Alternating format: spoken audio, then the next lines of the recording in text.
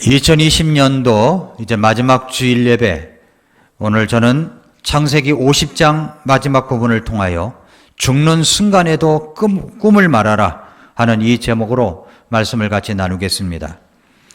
2020년 우리는 새로운 해를 시작하면서 신년 페스타 때 우리가 원워드를 정하면서 시작을 했습니다. 기억나십니까? 원워드, 지금도 복도에 붙어 있죠.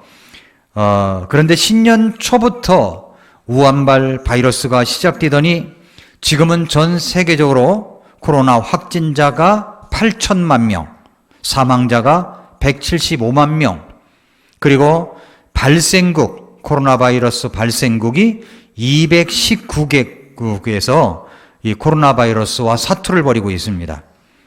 우리나라도 확진자가 연일 계속해서 1000명이 넘어가고 있습니다. 코로나 때문에 모든 것이 내려앉아 종로나 광화문에 가봐도 한 집 건너 문을 닫은 집이 속출하고 있고, 그 다음에 이 사무실도 공실이 그렇게 많아지고 있고 폐업을 하는 사람들이 그렇게 많이 있다고 이야기를 하고 있습니다. 정말로 이 서민들이 죽을 고생을 하고 있다고 생각합니다. 그렇게 하다 보니 벌써 2020년도도 마지막 주일 예배를 드리고 있습니다. 이번 주는 2020년도가 끝나고 2021년도가 시작되는 주간이기도 합니다. 우리는 이번 역병을 통해서 우리가 뼈저린 교훈을 받고 있습니다. 그러나 우리는 이런 순간에도 망연자실한 채 있을 수는 없습니다. 한 해를 보내고 새해를 맞이하는 우리의 마음을 다시 추슬러서 일어나야 된다고 믿습니다. 한 해를 시작하면서 우리들의 꿈과 비전은 무엇이었습니까? 기억이 나십니까? 그런데 그러한 것들이 다 이루어지고 있느냐는 겁니다. 이루어졌습니까? 전에도 말씀을 드렸지만 종이 위에 쓰고 기도하면 이루어집니다. 종이 위에 쓰고 기도하면 이루어집니다. 저는 금년에도 종이 위에 쓰고 기도를 한 것들이 있었습니다. 그런데 이루어진 것들이 상당수가 있습니다. 상당수가 있어요. 진행 중인 것도 있습니다. 12월 마지막 주일에 지난 1년을 돌아보면 정말 우리는 주저앉고 싶고 무너지고 싶은 마음이 들 수도 있습니다.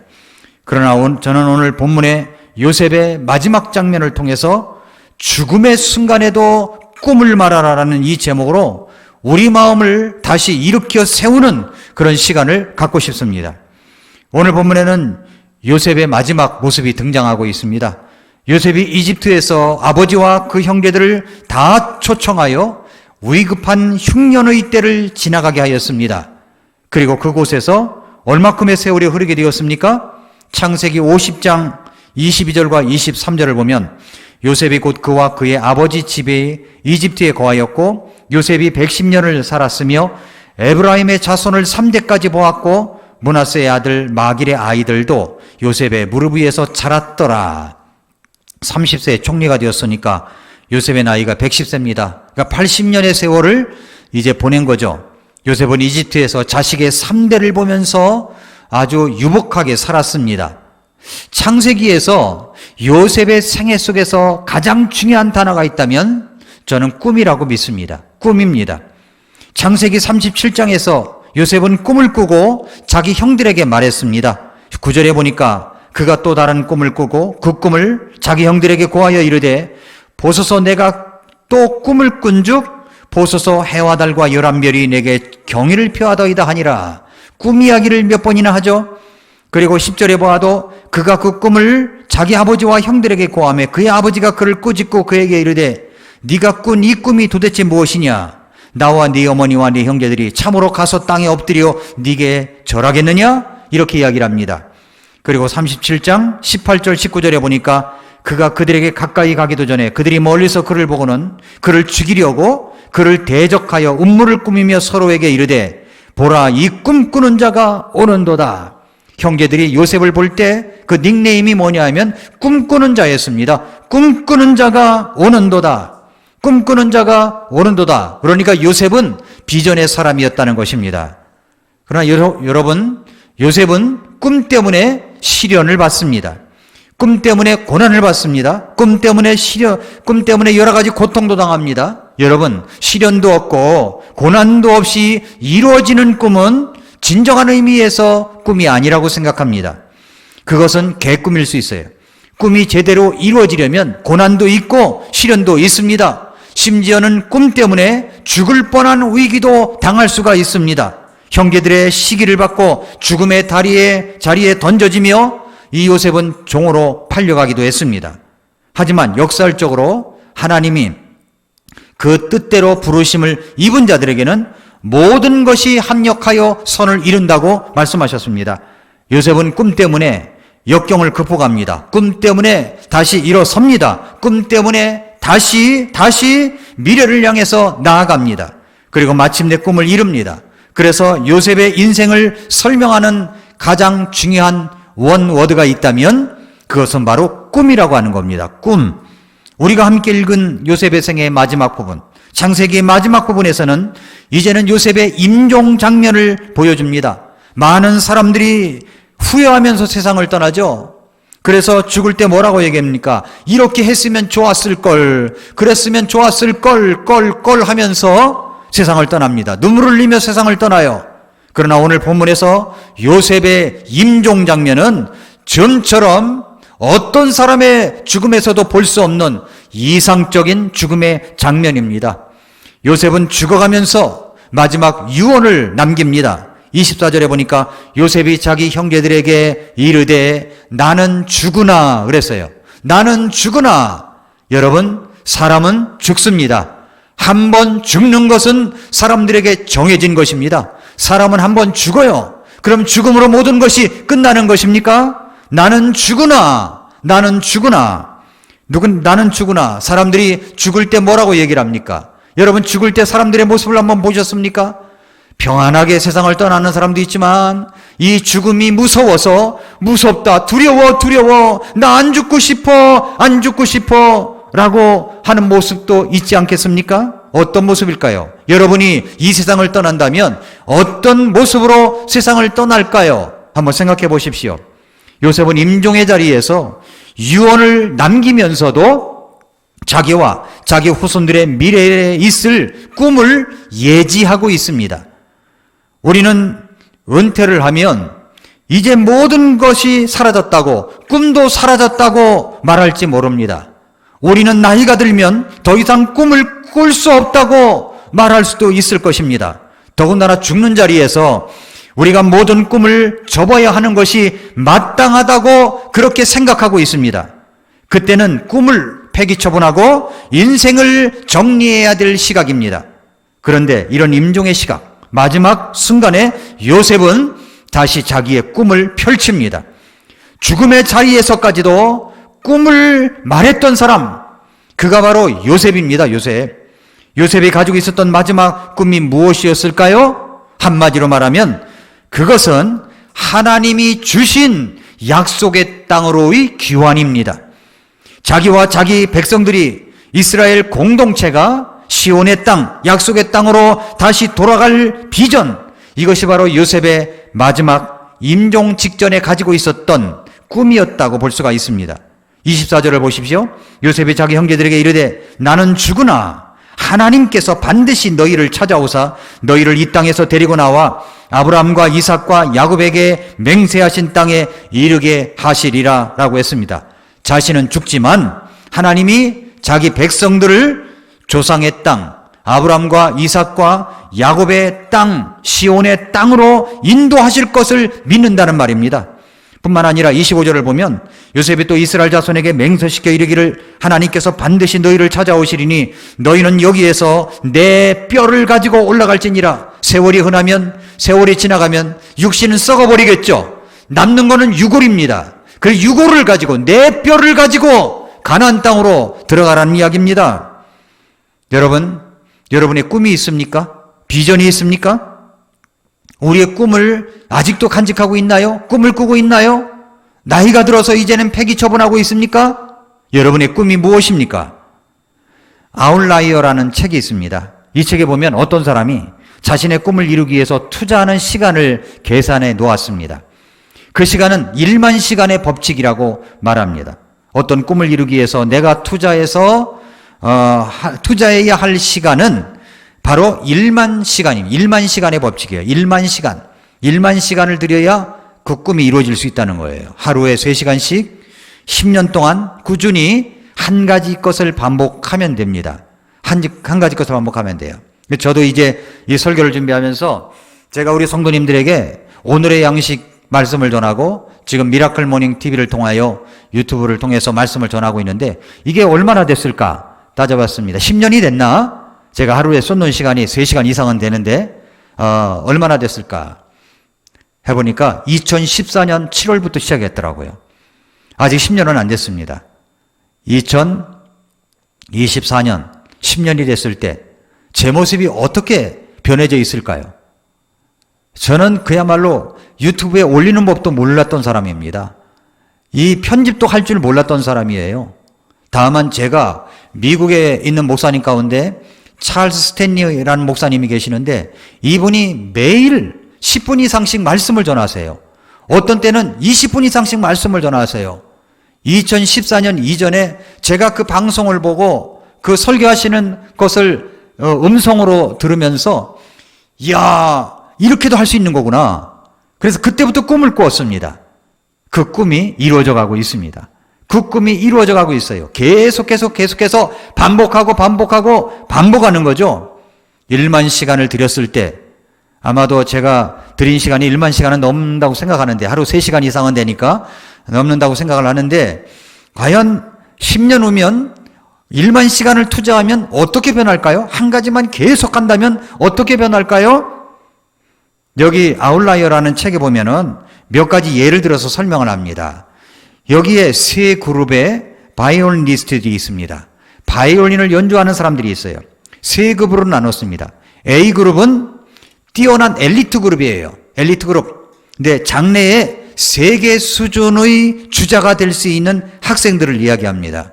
B그룹은 그냥 잘한다는 평가를 받는 사람들이에요. 잘한다 이런 평가.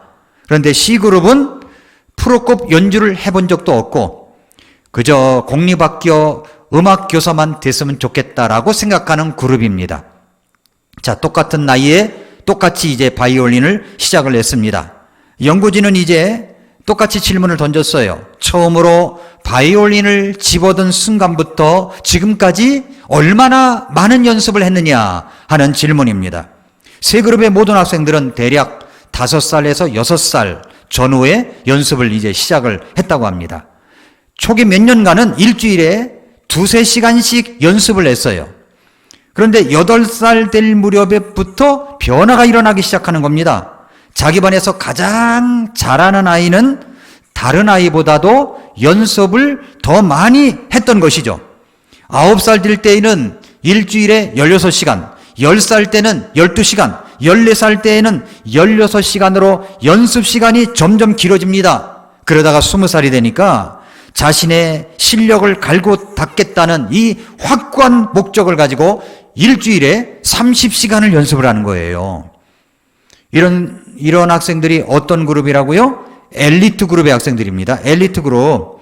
결과적으로 20살이 되면 모두 1만 시간의 연습을 하게 되는 결과입니다. 1만 시간의 연습을 했다는 거예요.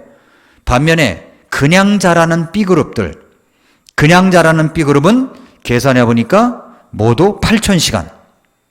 그저 공립학교 선생님이나 했으면 좋겠다고 하는 그런 학생들 C그룹은 연습 시간이 4,000시간이었습니다. 엘리트 그룹이 되려면 연습이 다른 겁니다. 투자하는 시간이 다른 거예요. 무엇을 말하려고 하는 겁니까? 세계 수준의 전문가가 되려면 1만 시간의 연습이 필요하다는 것입니다. 1만 시간은 하루에 3시간, 일주일에 20시간씩 10년간 연습한 것과 똑같은 시간을 말하는 것입니다. 하루에 3시간, 1만 시간이라고 하는 것은 그리 쉬운 짧은 시간이 아닙니다. 옆에서 격려하고 용기를 주고 동기부여가 되어야만 마스터할 수 있는 시간이라고 볼 수가 있습니다. 이런 예를 하나 설명했고요. 또 하나 이제 예를 들어 설명을 하는데 비틀스 그룹이 이야기를 해요. 비틀스 그룹. 그룹 멤버 가수로서 세계적인 명성을 떨친 비틀스라는 그룹이 있었습니다. 이들은 1960년에 그저 열심히 노력하는 고등학교 밴드에 불과했습니다. 저도 고등학교 다닐 때 밴드부가 있었어요. 여러분 밴드부 있었죠? 학교 다닐 때마다 밴드부가 있었어요. 근데 이 밴드부에 들어가는 애들은 대개 어떤 아이들이냐면은 뒤에서 노는 애들, 공부 못하고 날라리들이라고 생각했습니다. 날라리들이라고. 그런데 애들이 그때는 이제 학도호국단이 있었거든요. 우리 학교 다닐 때 학도호국단. 그러면 이제 연병장 운동장도 아니에요. 그냥 연병장에 학생들이 제복을 입고 다 모입니다. 총도 이제 모의총도 갖고 있고 또 M1 소총도 갖고 있고. 그러면 이제 연대장이 이제 교장 선생님이 딱 나타나면은 이제 인사를 합니다. 받들어 총 하고 이제 칼을 써요. 저도 이거 해봤습니다. 받들어 총. 그러면 이제 밴드부에서 어떻게 합니까? 딴따라단딴딴 딴따단 하면서 그랬던 것이 아직도 지금도 생생해요. 그런 밴드부, 비틀스 그룹도 그랬다는 거예요. 그냥 그런 밴드부였었어요. 근데 결성을 해서 우리 한번 밴드부를 만들어가지고 해보자 그랬다고 하는 거죠. 그런데 1960년에 이들이 어디로 가냐면 그저 고등학교 밴드에 불과했던 이 그룹들이 함부르크로 갑니다. 근데 함부르크에서는 어떤 정말 특별한 일이 일어난 거예요. 그들에게 밴드 그룹으로 어느 바에 가게 되었는데 그저 쇼 프로그램이 있는데 쇼 한번 하고 나면 그 막간을 메워주는 음악을 연주하는 그룹으로만 초청이 되었어요. 그렇다고 해서 무슨 페이가 제대로 나갔느냐? 그러지도 않았습니다. 그렇다고 해서 이들이 연주하는 것을 이야 너무 잘한다 또 듣고 싶어 그랬느냐? 그렇지도 않았어요. 그런데도 불구하고 이 비틀스 그룹은 계속 연주를 한 겁니다. 연주하고 또 연주를 했어요. 엄청난 시간을 연주를 했습니다. 일주일에 7일 밤을 연주했어요. 한 쇼 프로그램에서 연주를 하기 위해서는 엄청난 시간을 연습해야만 했습니다. 그러니까 점점 더 연주 실력은 좋아집니다. 자신감도 얻게 됩니다.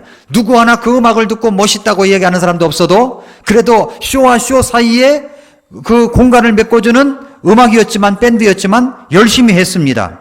그렇게 1년 반 넘는 기간에 270일 밤을 연주했습니다. 그들의 연주 그룹으로 대박을 터뜨린 시간이 1964년까지 무려 쏟아부은 시간이 얼마냐면 1200시간을 쏟아부었다는 거예요. 1200시간을.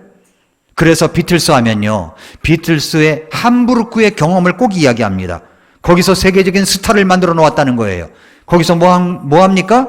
남들이 알아주지 않아도 연습하고 또 연주하고 또 연주하고 또 연습하고 이걸 계속 반복한 거죠. 비틀스의 함부르크 시간은 그들을 스타로 만들어주는 시간이었습니다. 왜 그렇게 됐습니까? 반복하였기 때문입니다. 또 하나 이제 예가 있는데 빌 게이츠 예입니다. 세계적인 가프 빌 게이츠가 있습니다. 어떻게 그렇게 그분이 명성을 얻게 되었는가? 빌 게이츠에 대해서 이야기를 하면 지금에 와서는 이런저런 호평과 악평이 있습니다만 어쨌든 그가 갑부인 것은 틀림이 없습니다. 물론 그는 부모님을 잘 만났어요. 그의 아버지는 시애틀의 부유한 변호사였습니다. 그의 어머니는 잘 나가는 은행가의 딸이었습니다. 부유한 부모 덕분에 레이크사이드 고등학교에 보내졌어요. 세계 어떤 고등학교가 1968년도에 공유 터미널을 통해 가지고 프로그래밍을 할 수 있었겠습니까? 미시건 대학도 1970년도나 그것을 했는데요. 레이크사이드 고등학교 어머니들은 비싼 컴퓨터 사용료를 낼 수 있을 만큼 여유로웠습니다. 사용료가 부담스러워지는 시점에 부모 중에 한 사람이 C클럽의 공동 창업자가 되었고 그 회사는 주말에 코드를 확인해 줄 누군가를 필요로 했으며 부모들은 주말 내내 프로그래밍을 해도 나무라지를 않았습니다. 게이츠가 ISI를 발견했고 ISI는 장부 프로그램 관련 업무를 할 누군가를 필요로 했습니다. 빌 게이츠는 워싱턴 대학까지 걸어 다닐 수 있는 거리에 살고 있었는데 워싱턴 대학에서 새벽 3시부터 6시까지 컴퓨터를 공짜로 쓸 수가 있었습니다. 그렇게 해서 그는 레이크사이드 고등학교에서 허락을 해줘가지고 존 노턴의 지시를 받아 프로그래밍을 했는데 8학년에서 고등학교 졸업반인 12학년까지 5년 동안 그의 비틀스의 함부르크 시절이라고 할 수 있는 시간을 보냈다는 거예요. 그는 하버드 대학을 중퇴한 2학년까지 거의 7년간 쉬지 않고 프로그래밍을 해왔다는 겁니다. 그러니까 1만 시간의 법칙이 통하는 대목이 아니겠습니까? 여러분, 요셉은 그 꿈을 이루기 위해서 약속의 땅 시온의 땅에 자신의 해골을 묻어주길 바란다는 희망과 비전을 남깁니다. 그리고 창세기의 마지막 구절 50장 26절을 보십시오. 이렇게 요셉이 110세의 죽음에 그들이 그의 몸에 향료를 넣고 이집트에서 그를 관에 넣었더라라고 얘기합니다. 이 창세기는 거대한 출발, 거대한 선언으로 시작을 해요. 창세기가 어떻게 시작합니까? 1장 1절에 처음에 하나님께서 하늘과 땅을 창조하시니라, 이 웅장함으로 시작을 합니다. 그런데 창세기 50장 마지막 절은 뭐라고 끝납니까? 이집트에서 그를 관에 넣었더라로 끝납니다. 관에 넣었다로 끝나요.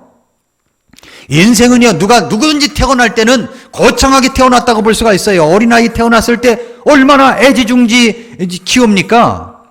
웅장하게 시작할 수 있어요. 꿈도 여러분이 꿈을 꿀 때에는 웅장한 꿈이라고 생각하고 꿈을 기록합니다.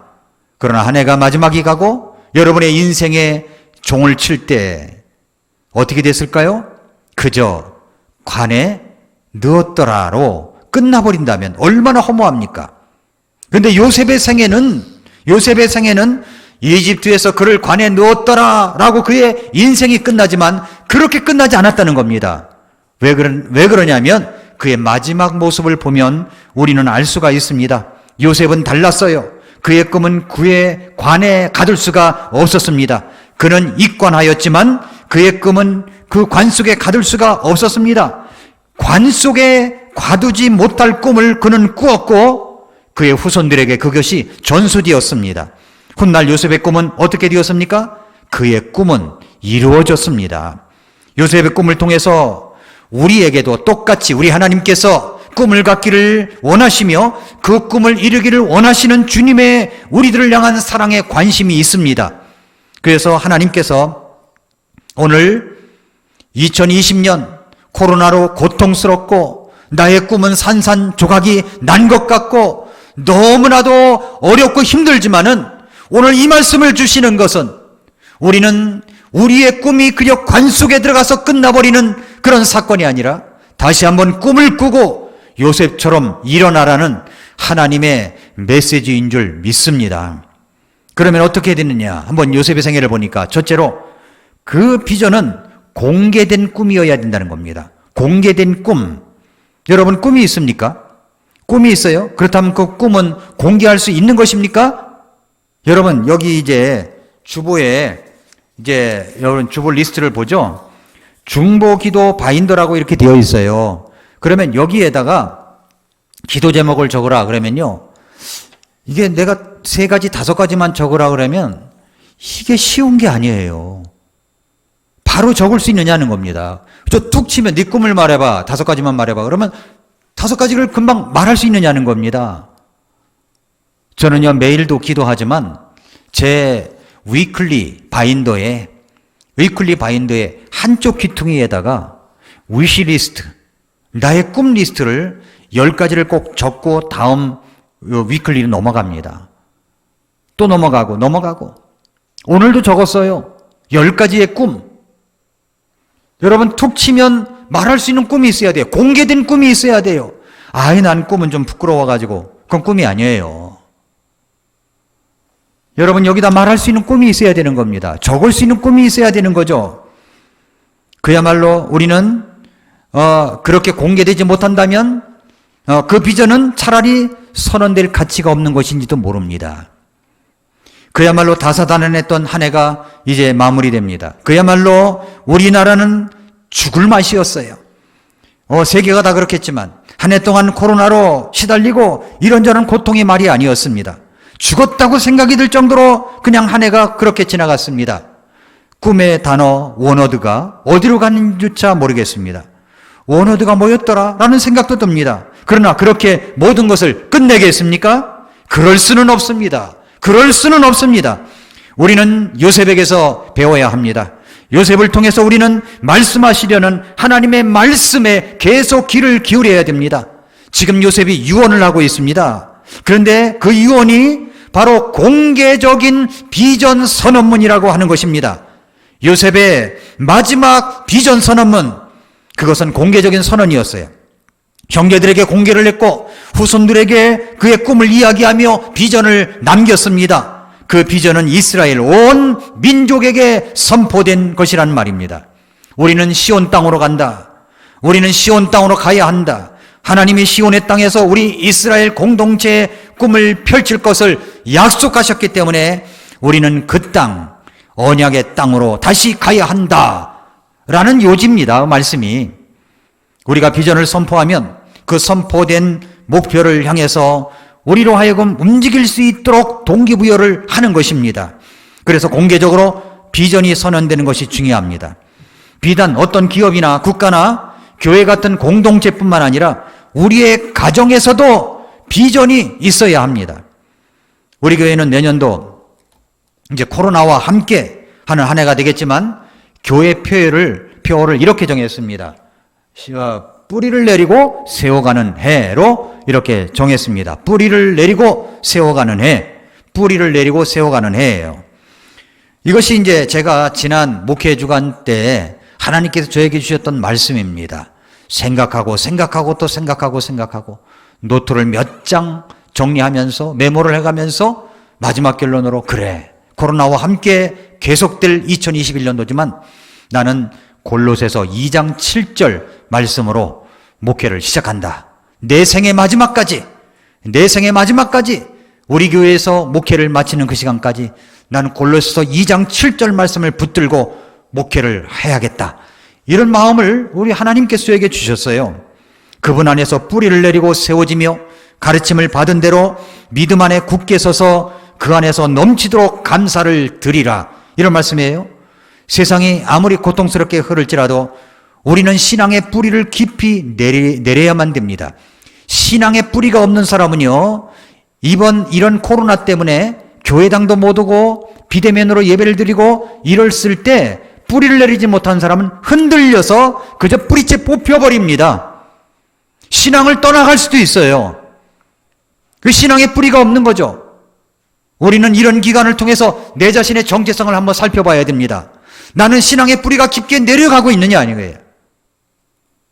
그리고 세워가는 애, 세워가야죠. 믿음을 세워가고 교회를 세워가고 사람들을 세워가고 사람들을 구령해서 세워가는 애, 이런 애로 만들어야 되겠다라고 생각이 들었습니다. 신앙의 뿌리를 내리고 세우는 애입니다. 세워가는 애예요. 세상에는 이제 연구개발이라는 거 있어요. R&D가 있죠. R&D라는 말은 Research and Development예요. 그런데 연구개발, R&D가 있습니다. 그런데 오늘 2장 7절 말씀을 가만히 묵상할 영어 성경을 보니까 이렇게 되어 있어요. Rooted and built up in Him 이라고 되어 있어요. 이걸 가만히 보니까 rooted and build란 말, build. 그러니까 R&D예요. 우리는 D. 세상에는 R&D가 있지만 우리는 R&B가 있는 겁니다. R&B. 뿌리를 내리고 우리는 빌드업, 우리 신앙을 성장시켜 간다. 그래서 제가 R&B 27로 정한 거예요. R&B 27. 로고가 있다면 이제 R&B 27입니다. 코로나 때문에 우리가 잘 모일 수 없고 소모임도 가질 수 없어요. 그렇다면 이제 어떻게 하게 되겠느냐? 온라인으로 성경 공부를 만들어서 이것을 그 링크가 있는 사람들이 성경 공부를 할 수 있도록 해야 되겠구나. 이런 생각이 들었습니다. 그렇게 준비하고 있어요. 이제 2021년도를 향한 저의 목회 비전입니다. 이제 세부적인 것은 이제 다음 시간에 말씀드리겠습니다. 공개된 비전을 제가 계속 말할 것입니다. 요셉은요, 공개된 비전이 있었습니다. 이스라엘 백성들이 이제 요셉의 비전을 다 들었습니다. 요셉은 죽었지만 후손들이 할아버지의 비전을 이야기하고 또 이야기하면서 그 비전을 우리도 실현해야 되겠다는 생각들을 갖게 되었을 것입니다. 여러분, 출애굽의 역사는 이런 비전의 성취라고 할 수가 있는 것입니다. 요셉은 자신의 꿈을 공개했습니다. 공개했어요. 여러분, 우리도 그렇게 해야 됩니다. 2021년도를 시작하면서 저는 여러분들의 꿈의 제목들, 기도 제목을 분기별로 받아서 기도 책자로 만들려고 합니다. 오늘 나누어드린 기도 제목은 한 사람이 3개에서 5가지의 기도 제목을 기록해서 내주셔야만 되는 겁니다. 꿈을 공개해야 된다고 그랬죠? 여러분이 이루어야 될 기도 제목을 공개해 보십시오. 물론 개인적으로 기도하는 것도 있을 겁니다. 그러나 공개적으로 내 꿈은 이렇게 이루어질 것이다. 내 기도 제목이 있을 거예요. 그 기도 제목을 이야기하십시오. 예, 그래서 함께 우리는 서로 만나서 기도회를 할 수 없다면 그 기도 노트, 기도 바인더, 기도 책자를 붙들고 분기별로 기도하는 겁니다. 왜 분기별이냐? 우리의 꿈을 서너 가지, 5가지까지, 3가지, 5가지를 매 분기별로 다시 쓰고 다시 쓰고 다시 쓰고 다시 쓰는 겁니다. 그렇게 해서 우리가 분기별로 책자를 만들고 분기별로 또 만들어서 기도하고 또 기도하는 거죠. 여러분, 온라인 영상으로 예배를 드리는 여러분, 기도 제목을 기록할 수 있는 링크를 올려드릴 겁니다. 오늘 중으로 꼭 기록하셔서 제출해 주시기 바랍니다. 아니면 여러분들에게 이제 이것을 올려드리겠습니다. 파일을 올려드리면 이것을 여러분이 프린트 하셔가지고 써서 이것저것도 할 수 없으면 여러분이 기도 제목 3개에서 5개를 써가지고 사진을 찍어서 우리 전도사님 카톡으로 보내주십시오. 그러면 모아질 수가 있습니다. 만약에 이렇게 해도 저렇게 해도 안 하는 분이 있으면 제가 개인적으로 방문을 해드려서 기도 제목을 받도록 하겠습니다. 예, 제가 수고를 하지 않도록 함께 해주시기 바랍니다. 왜냐하면 우리가 2021년도를 그저 아무렇게나 살 수는 없어요. 요셉은 죽으면서도 꿈을 말했던 사람이에요. 죽으면서도 공개된 비전 선언을 이야기했던 사람입니다. 왜 그렇게 합니까? 여러분, 하나님께서 우리에게 남겨진 인생 속에서 그 가치 없이 그냥 이권하였더라고 끝나는 생활이 아니라 정말 하나님께서 우리에게 주신 이 비전을 성취하여 하나님의 꿈을 이루어가는 이런 저와 여러분들이 될 수 있기를 우리 주님께서 기다리시기 때문입니다. 그래서 해야 됩니다. 할 수 있어야 되는 것입니다. 첫 번째는 바로 우리에게 있어서 이런 공개된 꿈 있어야 된다는 겁니다. 두 번째, 요셉의 비전은 확신에 근거한 것이었습니다. 확신에 근거해요. 50장 22절을 보니까 요셉이 또 이스라엘 자손에게 맹세시켜 이르기를 하나님께서 반드시 너희를 찾아오시리니 하나님께서 반드시 너희를 찾아오시리니 이런 확신이 있었던 것입니다. 하나님께서 너희를 반드시 찾아오실 거야. 금방 찾아옵니까? 그렇게 찾아온다고 그럴 내일 모레 찾아옵니까? 내년에 찾아옵니까? 10년 후에 찾아옵니까? 아닙니다. 세월이 얼마나 흘렀는지 몰라요. 모세가 나타나기까지 모세가 자기 민족을 향하여 한번 뭔가 해보겠다고 하다가 실패하고 나서 40년이 흘렀어요. 그때 출애굽을 했었던 거죠. 그러니까 요셉이 죽고 나서도 얼마나 많은 시간이 흘렀겠습니까? 흘렀죠. 그렇지만 하나님께서 반드시 너희를 찾아오신다. 하나님께서 반드시 너희를 찾아오신다. 이런 확신에 찬 근거가 있었습니다. 요셉의 비전은 하나님의 말씀에 근거한 것이었습니다. 소위 성공영신 때 보면은 성공영신 예배 때 말씀 뽑기를 하죠. 근데 이것이 어떤 사람에게는 미신적으로 보이기도 해요. 왜냐하면 뭔가 무슨 뭐 점치는 것처럼 뽑아가지고 뭐 맞았다 이렇게 하는 것처럼 보일 수 있기 때문에 좀 꺼려질 수도 있습니다. 근데 어떤 사람이 이제 어떤 사람은 또 뽑아가지고 그것이 이제 내게 주신 말씀이라고 은혜를 받고 그냥 무조건 주시는 말씀은 다 내 말씀으로 생각을 하는데 가장 좋은 것은 뭐냐면 가장 좋은 것은 하나님의 말씀을 읽다가 듣다가 말씀이 확 내게 부딪힐 때 그 말씀을 내 것으로 삼는 게 가장 중요합니다. 그렇게 해야 되는 거죠. 어떤 아이가 이제 그 무슨 심지뽑기하는 것처럼 말씀을 뽑았대요. 그랬더니 말씀이 뭐라고 돼 있냐면 아주 그걸 뽑고서 영 기분이 언짢았대요. 왜 그러냐 그랬더니 말씀이 이런 말씀이었어요. 내가 화평을 주러 온 것이 아니요 검을 주러 왔노라. 이런 말씀이었다는 거예요. 그러니까 끔찍해가지고 깜짝 놀래가지고 죄송합니다. 그랬다는 이야기를 들었어요. 근데 어떤 사람은 내가 바다 끝에 네가 바다 끝에 거할지라도 내가 함께하여, 이런 말씀이었다는 거예요. 요즘에 내가 하나님 앞에 잘못한 것이 많은데 나와 함께한다네, 큰일 났네, 이런 사람도 있었다는 거죠. 그러니까 중요한 건 뭐냐면, 내가 읽다가, 내가 말씀을 듣다가 나에게 부딪히는 말씀을 내 것으로 삼는 것이 가장 중요합니다. 제가 골로새서 2장 7절 말씀을 받았던 것처럼 말입니다. 아무튼 여러분, 로마서 10장 17절은 뭐냐면, 이와 같이 믿음은 들음에서 나며 들음은 하나님의 말씀을 위해 오느니라고 말씀했습니다. 우리의 말씀은 하나님의 말씀을 들음으로 견고한 것이고, 바로 그 믿음 때문에 흔들림 없는 비전을 가질 수가 있는 것입니다. 사도 바울도 복음을 전하다가 확신에 찬 말씀에 근거가 있기 때문에 고난도 부끄럽지 않다고 이야기를 했습니다. 디모데후서 1장 12절에 보니까, 이런 까닭에 나도 이 일들로 고난을 당하되 그럼에도 불구하고 부끄러워하지 아니하노니 나는 내가 믿어 온 분을 알며 또 내가 그날을 대비하여 그분께 맡긴 것을 그분께서 능히 지키실 줄을 확신하노라 그랬습니다. 확신한다고 그랬어요. 말씀에 근거하면 죽음도 두렵지 않은 거예요. 여러분 생각해 보세요. 우리가 죽을 때, 죽음 다음에는 너무 기쁜 것이 많은 거야. 즐거운 것이 우리를 기다리고 있어요. 그러면 죽음을 두려워할까요? 두려워하잖아요. 그걸 모르니까 두려워하는 거예요. 죽고 나면 우리는 하나님 앞으로 갑니다. 예수님 앞으로 가요. 거기는 이제 영생 복락이 우리를 기다리고 있어요. 그 천국으로 들어가는 길은 황금길로 되어 있어요. 정금으로 되어 있어요.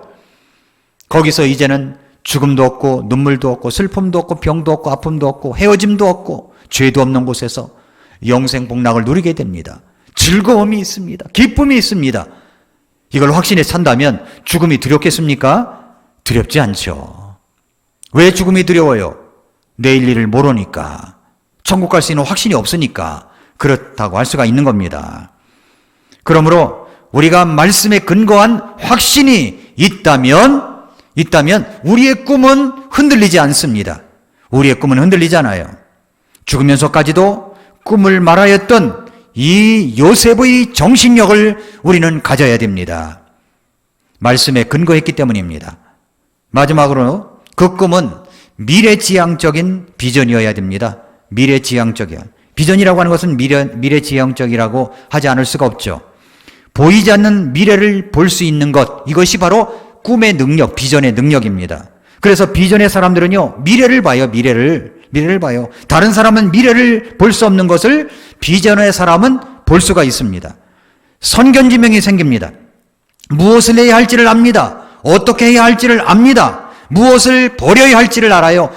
나쁜 습관 어떤 것을 버려야 할지를 알아요. 좋은 습관이 있다면 그것을 내 것으로 삼아야 될 것을 압니다. 왜냐하면 미래를 볼 수 있는 능력이 있기 때문에 그런 거죠. 그 미래를 향해서 일을 하는 거죠. 이것이 바로 비전 있는 사람들의 특성입니다. 꿈은 반드시 이루어집니다. 오늘 본문에서 요셉은 이렇게 말했습니다. 하나님께서 반드시 너희를 찾아오리니 너희는 여기에서 내 뼈를 가지고 올라갈지니라. 내 뼈를 가지고 올라갈지니라. 그런데 여러분, 이것이 이루어졌을까요? 이루어졌습니다. 한번 출애굽기 13장 19절을 보세요. 출애굽기 13장 19절에 보니까 모세가 시간이 많이 흘렀죠? 모세가 요셉의 뼈를 취하니라. 요셉의 뼈를 취합니다. 그가 이스라엘 자손에게 엄히 맹세하게 하여 이르기를 하나님께서 반드시 너희를 찾아오시리니 너희는 여기서 내 뼈를 가지고 올라갈지니라 하였더라 라고 했습니다.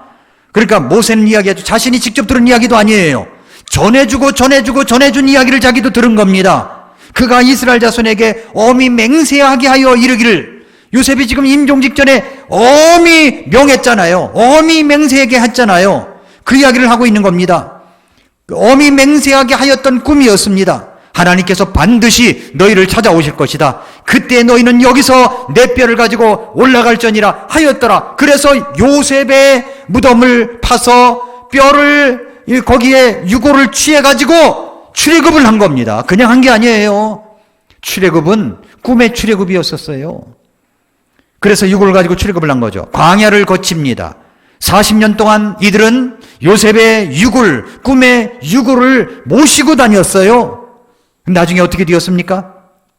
여호수아 24장 32절에 보면 요셉의 꿈이 이루어졌음을 말씀합니다. 이스라엘 자손이 이집트에서 가져온 요셉의 뼈를, 이게 시간이 얼마나 흘렀어요. 그 꿈이 계속 전해내려 온 거죠. 요셉의 뼈를 세겜에, 곧 야곱이 세겜의 아버지 하모르의 아들들로부터 은 100개를 주고 산 땅에 묻었더라. 그것이 요셉 자손의 상속재산이 되었더라. 이게 꿈의 성취입니다. 내가 못 누리면 내 아들이 이루는 거예요. 내 아들이 못 이루면 내 손자가 이루는 겁니다.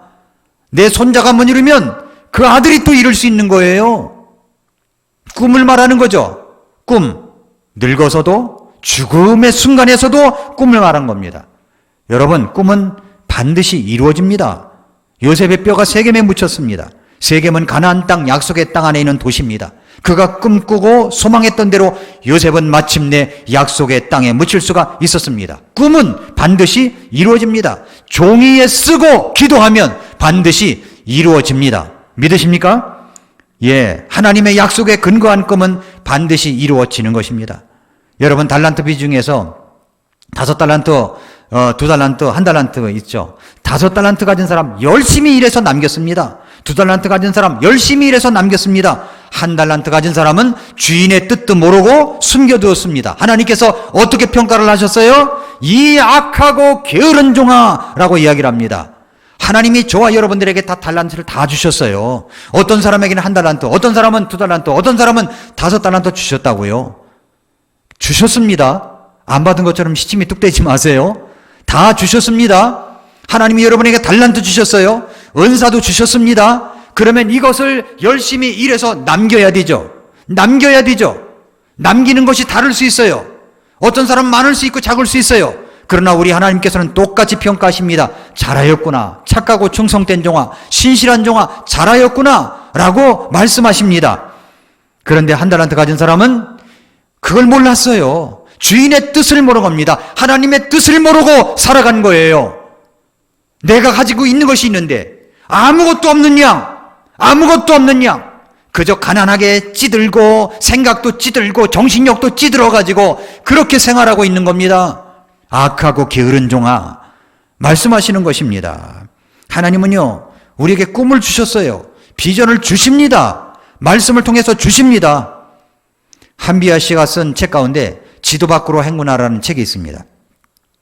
한비아 씨에게 왜 그 책을 썼느냐고 물어봤어요. 그랬더니 말합니다. 많은 젊은이들을 보면서 답답함을 느꼈다는 거예요. 그래서 집 밖에 넓은 세상이 있음을 보여주려고 그 책을 썼다는 겁니다. 나 혼자만의 삶으로 끝나는 것이 아니라 많은 젊은이들을 생각한 거죠. 그렇습니다. 요셉의 꿈은요, 자신만을 위한 꿈이 아니었어요. 자기의 만족만을 위한 꿈이 아니었습니다. 바로 이스라엘 민족을 위한 꿈이었어요. 바로 여러분, 오늘 21세기를 살고 있는 저와 여러분들을 위한 그런 말씀을, 꿈을 우리에게 주시고 있는 것입니다. 베드로에게 예수님께서 말씀하셨습니다. 깊은 곳으로 가서 그물을 내려라. 그러자 베드로가 뭐라고 얘기를 합니까? 누가복음 5장 5절에 보니까 선생님이요, 우리가 밤새도록 수고하였어도 아무것도 잡지 못하였지만 내가 열심히 노력을 하려고 꿈을 이루어보려고 이렇게 저렇게 노력을 해봐도 안 됐지만, 그 말이죠. 그럼에도 불구하고 선생님의 말씀에 따라서 내가 그물을 내리리이다. 선생님의 말씀에 따라서 예수님의 말씀에 의지하여 그물을 내리겠다고 이야기한 겁니다. 여러분, 그동안 여러분 혼자 나름대로 이런저런 노력을 했는데 잘 안 된다고요? 말씀의 근거에서 확신을 가지십시오. 말씀의 근거에서 여러분 뿌리를 내리십시오. 꿈을 가지십시오. 꿈만 꾸는 게 아니라 꿈을 이루어가는 사람이 돼야 됩니다. 어떤 꿈이 있는데 내가 지금 오늘 이렇게 움직이고 있고 저렇게 움직이고 있고 움직이는 사람이 돼야 되죠. 꿈만 꾸는 사람이 아니라 꿈을 이루어가는 사람이 되어야 됩니다. 찬송가 중에 은혜가 되는 찬송가 가운데 무거운 짐을 나홀로 지고 견디다 못해 쓰러질 때 불쌍히 여기어 구원해 줄리 은혜의 주님 오직 예수, 오직 예수. 정말. 그런데요, 어떤 때는 이런 찬송만 부르고 있어서는 안 된다는 거예요. 그저 무거운 짐을 나홀로 지고 견디다 못해 쓰러져가지고 아유 하나님 도와주세요, 이것만 있으면 안 된다는 겁니다. 그게 아니라 오늘 마지막 찬송의 부를 찬송 가운데 내 주 하나님 넓고 큰 은혜는 저 큰 바다보다 깊다. 너 곧 닷줄을 끌러 깊은 데로 저 한가운데 가보라. 말씀하신 것에 의해서 움직여야죠. 구석에 처박혀가지고 무거운 짐을 나홀로 지고 이러고만 있지 말라는 거예요. 우리가 나아가야 된다는 겁니다. 여러분, 예수님께서도 꿈을 가지고 계셨어요. 사람의 아들이 온 것은 사람들을 구원시키러 오셨다고 그랬죠. 섬기러 오신 것이 아니라, 섬김을 받으러 오신 것이 아니라 다른 사람을 섬기고 자기 목숨을 대속물로 주시기 위해서 오셨다고 그러셨죠. 예수님께서 승천 직전에, 부활하시고 나서 승천 직전에 하신 말씀이 있습니다. 무슨 말씀을 하셨어요? 그러므로 너희는 가서 모든 민족들을 가르치고 아버지와 아들과 성령의 이름으로 그들에게 침례를 주며 무엇이든지 내가 너희에게 명령한 모든 것을 그들에게 가르쳐 지키게 하라. 이런 꿈이 있었어요. 오직 성령이 너희에게 임하신 뒤에 너희가 권능을 받고 예루살렘과 온 유대와 사마리아에서 그리고 땅의 맨 끝 지역까지 이르러 나를 위한 증인이 되리라. 꿈을 가지고 계셨습니다. 이 꿈을 주님께서 말씀하신 거예요. 이 꿈을 내 꿈으로 받아들이는 사람들, 이 꿈을 내 꿈으로 받아들여 사업을 하고 주의 종으로 헌신을 하고 공부를 하고 연구를 하고 일을 하는 사람들이 있습니다. 그런 사람들 때문에 복음이 여기까지 오게 된 것입니다. 오늘 우리에게 말씀하시는 주님의 요지는 이거예요. 요셉은 임종시에도 꿈을 꾸셨습니다. 꿈을 어떤 젊은이들로만 꾼다고 생각하지 마십시오. 젊은이들만. 늙어서도 죽을 때에도 우리는 꿈을 말할 수가 있습니다. 요셉이 그랬잖아요. 꿈을 꿀 수가 있습니다. 꿈을 잃어버리면 그때부터 우리는 빨리 늙게 되어 있어요. 빨리 늙어요. 청년이 꿈을 잃어버리면 그 인생 종친 겁니다. 저와 여러분이 금년 안에 꿈을 붙들며 살아왔지만 여러 가지 어렵고 힘들었어도 다시 한번 2021년도를 우리가 기다리면서 이번 한 주간이 여러분의 꿈의 목록을 다시 작성하는 시간이요, 여러분이 2021년도를 향할 원워드를 작성하는 시간이요, 다시 한번 하나님 앞에 엎드려 출발하는 시간이 되시기를 바랍니다. 관이 닫을 수 없는 비전, 그 비전을 가지고 우리 인생의 미래에 도전을 하며 살아가는 2021년도가 될 수 있기를 축복합니다. 기도하겠습니다. 이 시간 머릿속에서 기도하겠습니다. 2020년 그야말로 죽음의 위기가 세상에 난무하고 있습니다. 지금도 여전히 불투명합니다. 그럴지라도 우리는 요셉처럼 죽음의 순간에도 꿈을 말할 수 있어야 됩니다. 2021년도 1, 4분기 여러분의 기도 제목을 3개에서 5개 정도를 적어서 내주십시오.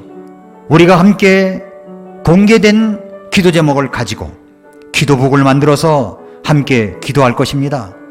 함께 기도할 거예요. 여러분의 꿈이 무엇입니까? 무엇이 이루어가기를 원하십니까? 그 꿈을 이루기 위해서 오늘 연습하고 또 연습하는 것은 도대체 무엇입니까? 꿈만 말하고 연습하지 않는다면 그건 그냥 개꿈입니다. 헛된 꿈으로 끝나지 마십시오. 하나님이 저와 여러분을 아직까지 살려주신 것은 하나님이 주신 꿈, 예수님의 그 꿈을 이루어가기 위함입니다. 돈을 벌어도, 공부를 해도, 건강해도, 심지어 병이 들었어도 아직까지도 내 생명을 부지시켜 주신 것은 여러분을 통해서 이루어져야 될 꿈이 있기 때문입니다. 그 꿈을 다시 적으십시오. 그리고 다시 기도하십시다. 이 시간 기도하십시다. 그리고 여러분의 꿈을 적으시고 나가실 때 그냥 나가지 마시고 꼭 적으셔서 헌금함에 꼭 여러분의 꿈 리스트를 내주시고 가시기를 바랍니다. 우리가 같이 한번 기도하겠습니다.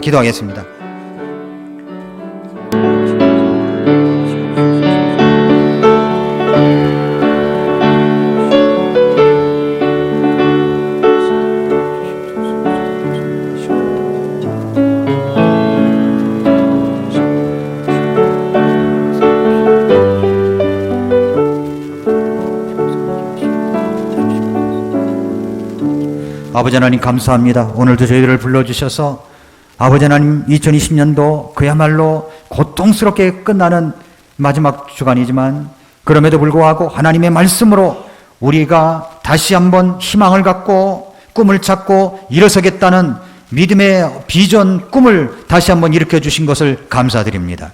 아버지 하나님, 이제 2021년도를 이번 주간에 맞이하게 될 터인데 아버지 하나님, 새로운 꿈의 원워드를 만들어내고 다시 한번 꿈을 적고 기도하며 다시 출발하는 저희들이 되게 하여 주시옵소서. 그리고 그 꿈을 위하여 연습하고 또 연습하고 경건에 이르기를 연습하고 육체의 연습도 하고 내 모든 것이 탁월할 수 있도록 모든 것을 연습하여 아버지 하나님 그 꿈을 이루어가도록 인도하여 주시옵소서. 예수님의 이름으로 기도합나이다. 아멘. 다 같이 일어나셔서 우리 찬송하겠습니다. 40장 은혜의 바다로 찬송하겠습니다.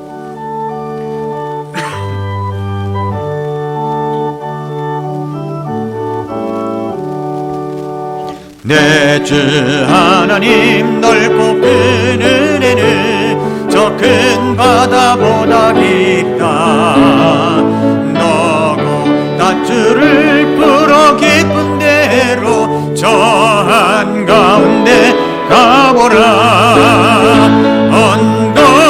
언덕을 떠나서 장파에 배 띄워 내 주 예수 은혜의 바다로 네 맘껏 다녀보라.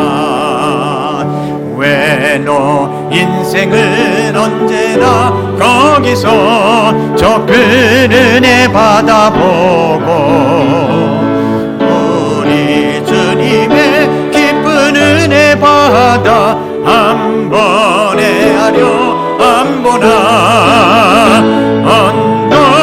언덕을 떠나서 장파에 배 띄워 내 주 예수 은혜의 바다로 네 맘껏 다녀보라.